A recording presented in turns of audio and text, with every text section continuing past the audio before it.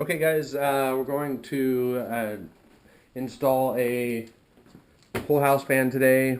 I've been wanting to do the QuietCool Whole House Fan for quite a while now, and I went ahead and got approval from the boss, so she says we can put one in now, so we're going to do it. So went through, you can go online and check out QuietCool, and they have some instructional videos about how to put them in.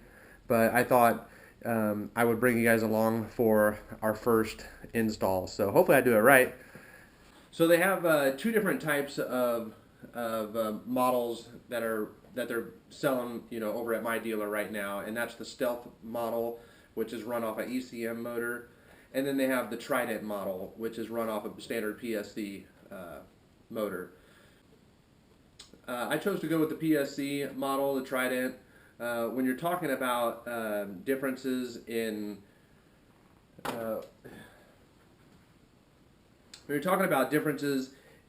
sound level and watts per CFM and just total energy usage, and in the lower speeds on the Stealth model with the ECM motor, in the lower speeds it's definitely using a lot less watts per CFM produced.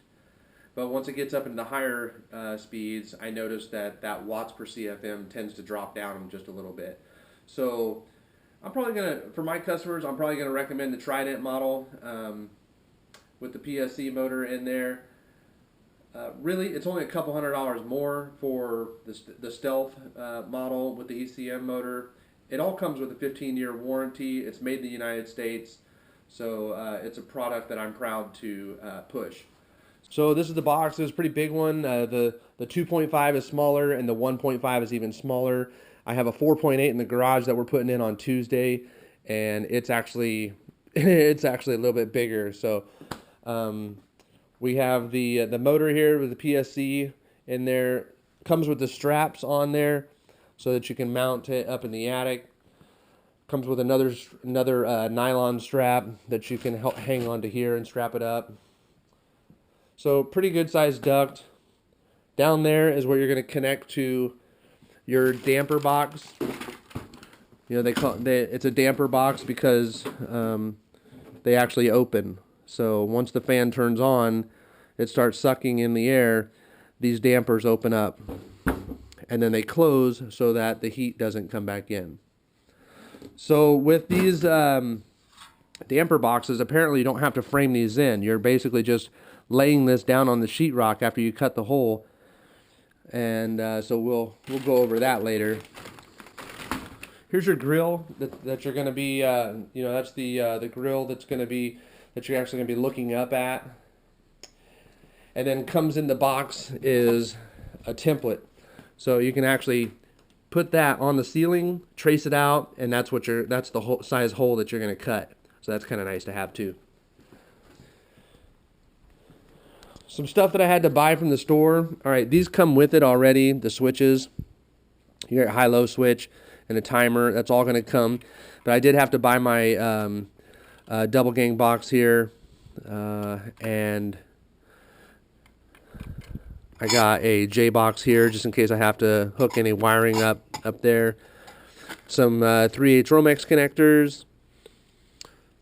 But here's what actually came in the box: the timer, the 2-position on-off switch, some strap, some screws, and the plate. The plate I have to put over that when I'm done. So I got 100 feet of 14-3 wire you're going to need, and I got 100 feet of 14-2 wire. I got 100 feet because I have multiple jobs this week. So, yeah, so let's get to work. Okay, so the first thing we need to do is locate where we're going to put the whole house fan grill at. So I'm wanting to center it kind of in between these lights here, or the light and the smoke detector, kind of center it in this area, in the stairwell, so that I can pull air in from downstairs here. So in order to do so, there's my furnace. In order to do so, I just need to get this area here cleared out, make some room to put the duct. One of the important things is you got to make sure you got good ventilation. So they're saying 1 square foot per 750 CFMs of air. So got about 2 square feet there, 2 square feet on the other end for gable vent. I also have dormer vents down at the end. Okay, here we have we got our template in place. It fits right in between the joists here. I made my lines. And now I'm going to take my drywall saw and basically cut this hole.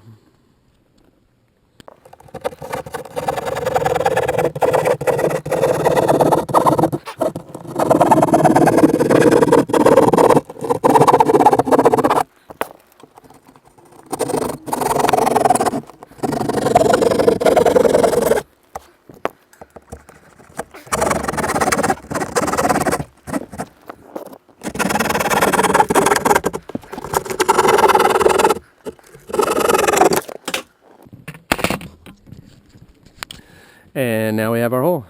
Fortunately, we're centered where we wanted to be. All right, now that's what we're looking like. That's exactly where I wanted my hole.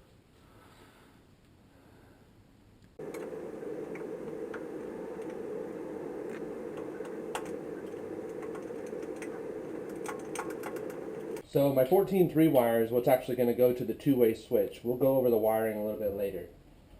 I have to go ahead and wire in this 14-3 wire now because once I get up in the attic and strap it, it's going to be a little bit more difficult. I have a 2-story house and there's not a ton of room up there. So once this is all mounted, it's just better to go ahead and wire this now, and so I don't have to get in there later and do it. So I'm going to do it right now.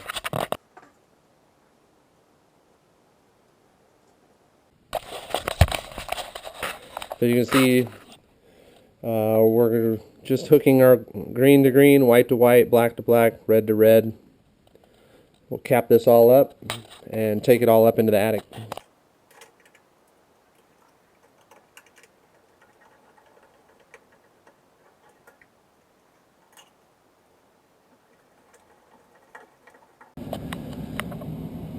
Okay, so now I have it strapped and run to my vent point.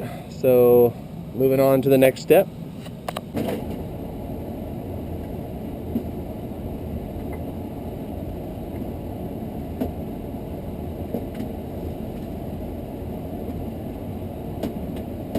Now we're going to place the box.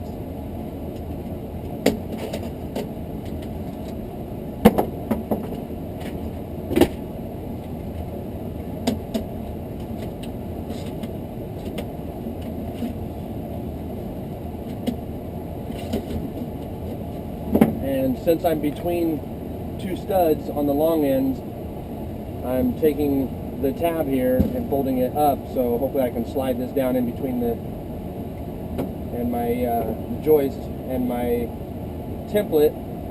Hopefully it was the right size. So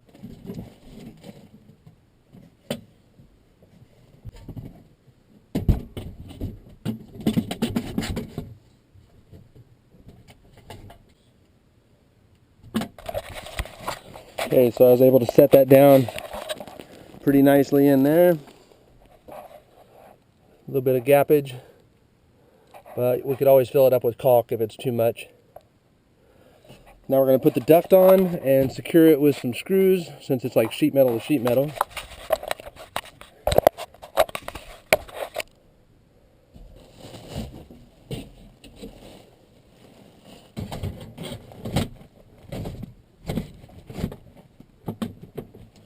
That was really easy.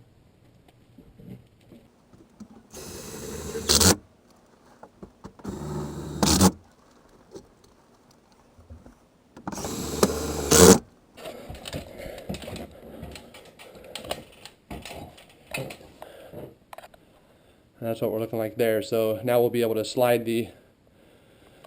be able to secure that, slide the grill on, and that'll be that. And we'll move on to the electrical.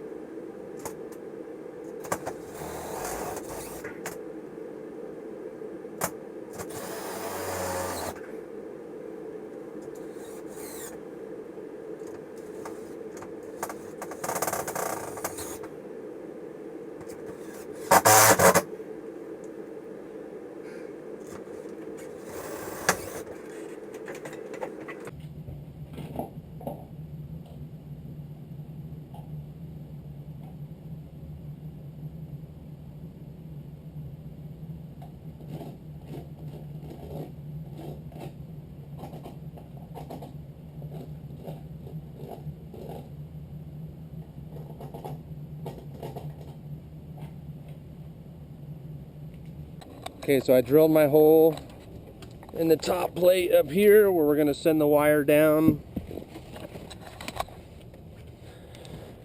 So looking down there, I'm able to see that there are some wires coming out of the top of the box. I need to be real careful. Okay, now I have the hole cut. Got some moving of some wires to do. Run the wire straight down here to there. Okay, and we're testing out the location of the new box. So this is like an old work, 4-box here, and we didn't need like a nail-in box or anything like that. We'll be able to run the wires down through there. So I'll run the wires down, pull it through, give me enough to work with in there, and then we'll wire up the switches.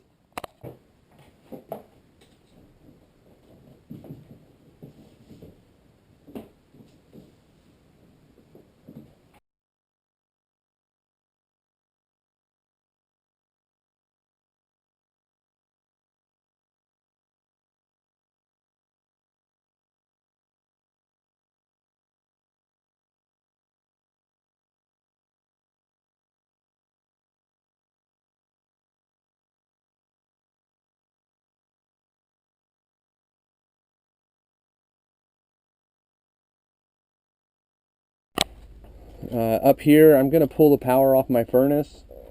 So this is my power, and we have dedicated circuit to the furnace. So I just turned the breaker off. We have constant power to here. We'll get all this strapped back up. So this is the line wire coming from the panel, and we have our 14-2 wire going to 1. We have a 1.5 that's getting installed over there, and then I have my 3.3 wire coming in that's installed over here. So all 4 whites go together, all 4 blacks go together, all 4 grounds go together, and we're running, 15 amp circuit. We're running about 4 amps on one, 4 amps, 3 to 4 amps max on the other one, on the 1.5. So I think we'll be good as far as amperage. It's not like you're running the furnace at the same time as your whole house fans. So Keith did wire it up correctly. We have a timer here for 1, 2, 4, or 8 hours. We can go low or high. And we can see that the dampers have opened up. Why don't you switch that to off and see what that happens. And now we're going to turn it off, and the damper is closed. That's good. Let's see what high does. Damper's open.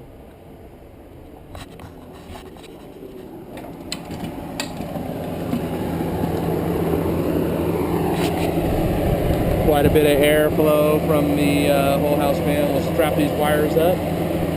That's looking pretty good, man. I like that. So we already turned the other one on upstairs in the master bedroom. So we put one on here. So we've got both on here. So that's going. So this is the 1.5. It's obviously a smaller unit. It's a 1-speed unit.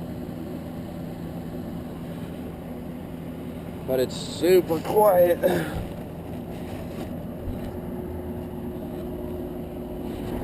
Super quiet. That's nice. And then we got the 3.3 going on the other side. So we're zoned out. Okay, so we're done with the install of the QuietCool Whole House Fan, and the attic access is all closed up now. So this system is on high right now. It's a 3300 CFM fan, and it's on high right now, and I can't hear. I can barely hear it. So